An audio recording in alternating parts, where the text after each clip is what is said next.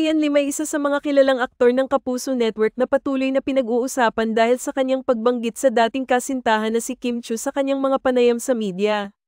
Kahit na matagal na silang hiwalay, tila ba hindi pa rin niya ito matanggap o maitapon sa kanyang alaala.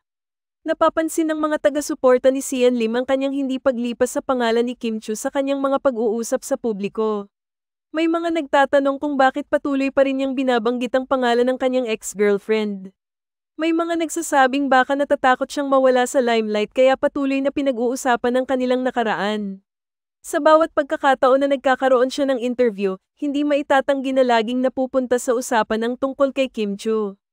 Ibinabahagi ni Sian Lim ang mga detalye ng kanilang paghihiwalay, tila ba gustong ipahiwatig na wala siyang kasalanan sa nangyari at siya pa ang pinakaapektado sa kanilang paghihiwalay. Marami ang nagtatanong kung ano ang tunay na dahilan kung bakit hindi pa rin makamove on si Sian Lim. Maaaring may mga bagay sa nakaraan na hindi pa rin niya natatanggap o baka may mga hindi pa napag-usapan na mga isyu sa pagitan nila ni Kim Chiu. Ang mga tagahanga ni Sian Lim ay patuloy na sumusuporta sa kanya sa kabila ng mga kontrobersya at intrigang bumabalot sa kanyang personal na buhay. Hinahangaan nila ang kanyang tapang na buksan ng mga pangyayari sa publiko, bagamat alam nilang hindi ito laging madali. Nakita rin ng iba na isa itong paraan ni Sian Lim upang ipakita ang kanyang pagiging totoo at hindi plastic sa harap ng kanyang mga tagahanga.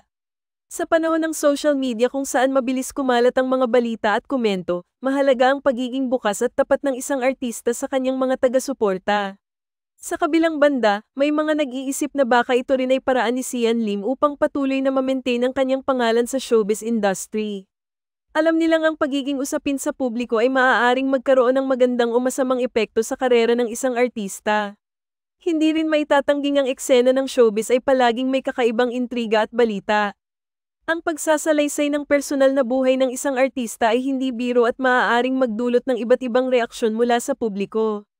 Ang pagiging artista ay isang paglalakbay na puno ng ups at downs na kailangan mo ring harapin ng buong tapang at dedikasyon.